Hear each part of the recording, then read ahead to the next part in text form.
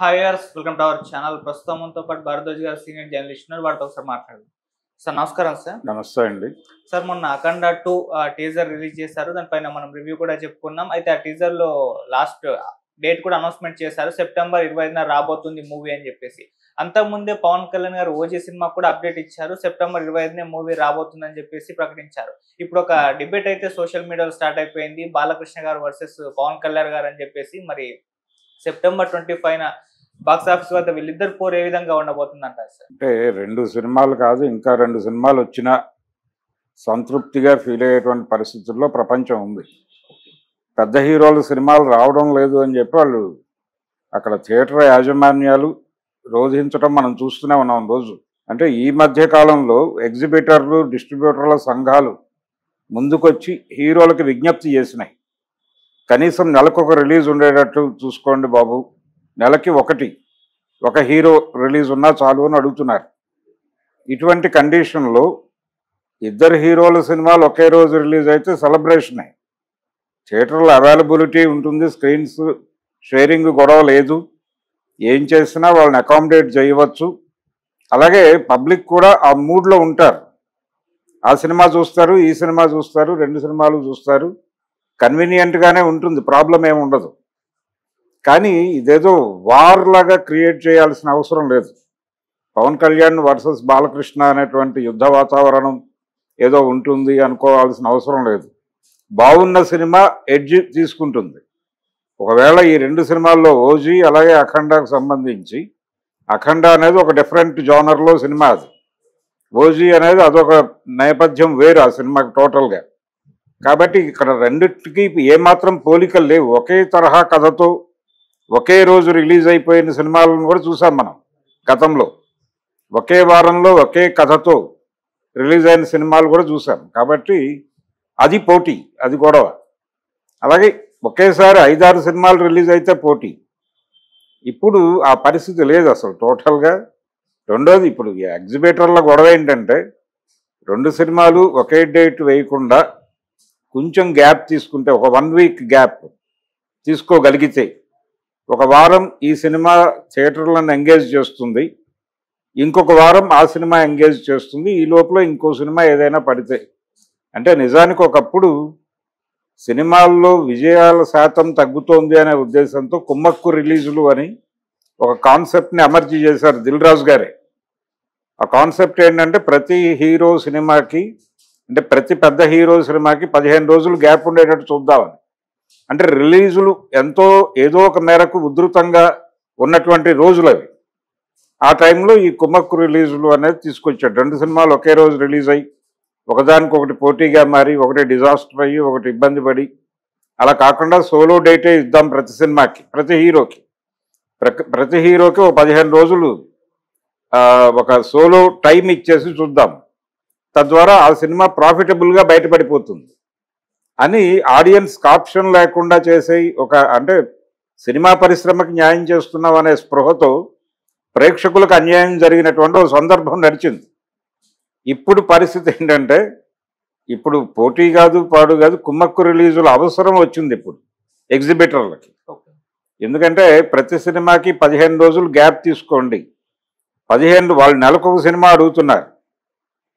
15 రోజుల గ్యాప్లో పెద్ద హీరోల సినిమాలు పడితే అంతకంటే కావాల్సిందే ఉంది సింగిల్ స్క్రీన్స్కి. ఇంకా పాన్ ఇండియా మార్కెట్ ఓపెన్ కాని దశలో ఈ కుమ్మక్కు రిలీజుల కాన్సెప్ట్ నడిచింది. ఇప్పుడు హీరోలందరూ మార్కెట్ వేటలో భాగంగా పాన్ ఇండియా సినిమాలు, పాన్ ఇండియా కథలు, వేరే ప్రపంచం, ఆ ప్రపంచాన్ని వెతుక్కుంటూ వెళ్లే క్రమంలో వాళ్ళకి 1.5, 2 ఏళ్ళు, 3 ఏళ్ళు టైం పడుతోంది. ఇది పరిస్థితి. 12 మంది హీరోలు ఉన్నారు, నెలకొక రిలీజ్ ఉంటే 12 నెలలు ఏదో గడిపేస్తామన్న పద్ధతిలో మొన్న మీటింగ్లో మాట్లాడారు వాళ్ళు. 15 రోజుల గ్యాప్లో సినిమాలు పెడితే అంతకంటే ఆనందమేం లేదు వాళ్ళకి. సో ఇవి 2 ఇప్పుడు సాధ్యం కాని పరిస్థితి. అందుకని ఒకే రోజు 2 సినిమాలు రిలీజ్ అయిపోతే ఆ నెల పండగ చేసుకుంటారు. ఆ నెల మిగిలిన బఫర్తో వాళ్ళు కనీసం 6 నెలలు బతికేస్తారు. అందుకని ఇది ఎవరికీ ఇబ్బంది కాదు. ఈ 2 సినిమాలు ఒకే డేట్ను విడుదలవటం వలన వచ్చినటువంటి ఇబ్బంది ఎంత మాత్రమూ లేదు. కుదిరితే ఇఫ్ పాసిబుల్, ఒకవేళ అవకాశం దొరికితే ఒక 1 వీక్ ఆర్ 10 డేస్ గ్యాప్ ఇస్తే నెలంతా సెలబ్రేట్ చేసుకుంటారు వాళ్ళు.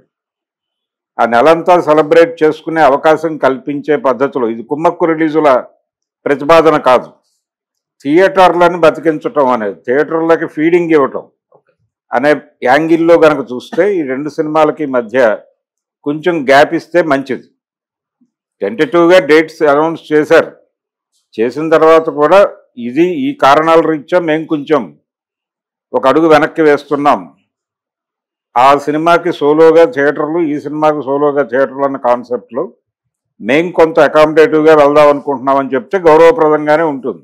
ఇది యుద్ధంగా క్రియేట్ చేయాల్సిన అవసరం లేదు. యుద్ధాలు జరిగేటువంటి రోజులు, తెర యుద్ధాలు జరిగేటువంటి రోజులు, ఒక సినిమా మీద ఒక సినిమా పోటీ పడిపోయి ఘర్షణలు జరిగిపోయే రోజులు అవన్నీ అయిపోయినాయి, ఆ గతించిన రోజులు అవి. ఆ రోజులు ఇంకా మళ్ళీ వచ్చే అవకాశం లేదు. సో ప్రస్తుతం ఎగ్జిస్టింగ్ అంటే ఉనికిని కాపాడుకోవటం అనే విషయం మీద కాన్సన్ట్రేషన్ పెరిగిపోయింది ఇప్పుడు.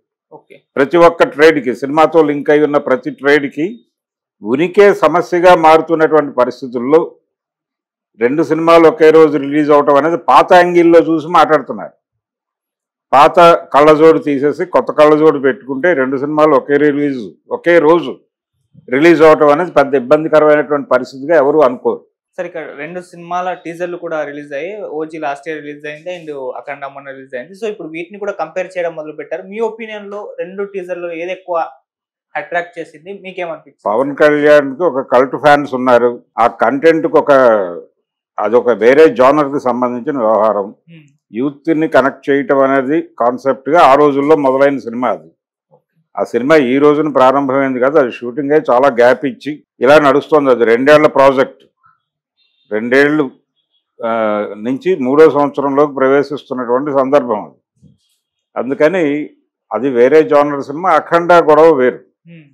అఖండ నందమూరి బాలకృష్ణ గారు ఆయన అకామిడేటివ్గా ఉన్నాడు సినిమా పరిశ్రమతో, ఆయన రాజకీయాల్లో ఉన్నప్పటికీ పూర్తి స్థాయి కేంద్రీకరణ అక్కడ లేదు ఆయనకి, ఇక్కడ ఉంది. సినిమాల్లో కాన్సన్ట్రేషన్ చేస్తున్నాడు ఆయన ఇప్పటికీ. కాబట్టి ఈ సినిమా వేగంగానే కంప్లీట్ చేశాడు బోయపాటి సీన్. ఇది ఒక డిఫరెంట్ జానర్, ఇది ఒక ఆధ్యాత్మికము, బోయపాటి సీను తాలూకా భావజాలము, శివుడు, ఈ వ్యవహారం అంతా కనిపించింది మనకు అందులో. సో దాని అభిమానులు అంటే మూవీ లవర్స్ రెండింటినీ ప్రేమించారు. బాలకృష్ణ గారి కల్ట్ ఫ్యాన్స్తో పాటు కొంత హిందుత్వ సైడ్ నుంచి కూడా కొంత ఎడ్జ్ తీసుకునే ప్రయత్నం అఖండ వాళ్ళు చేశారు. ఓజీకి దాని స్టాండర్డ్ బ్యాచ్ ఉంది. పవన్ కళ్యాణ్ కల్ట్ ఫ్యాన్స్తో పాటు యాడ్ అయినటువంటి పొలిటికల్ ఏరియాలో కొంత యాడ్ అయినటువంటి ఆడియన్స్ కూడా ఉంటారు దానికి అంతవరకే. కానీ కంపారిటివ్గా అఖండ మీద ఎక్స్పెక్టేషన్స్ ఉన్నాయి. అలాగే దానికి సంబంధించినటువంటి ఒక ప్రచారం జరుగుతుంది. దానికి నెగిటివ్ అయినా పాజిటివ్ అయినా హెవీగానే ఉంటుంది. ఆ సినిమా మీద ఒక ఎక్స్పెక్టేషన్ ఉంది. అంటే బోయపాటి సీను తనని తాను రీలాంచ్ చేసుకునే సందర్భం వచ్చినప్పుడల్లా బాలకృష్ణని వాడుతున్నాడు.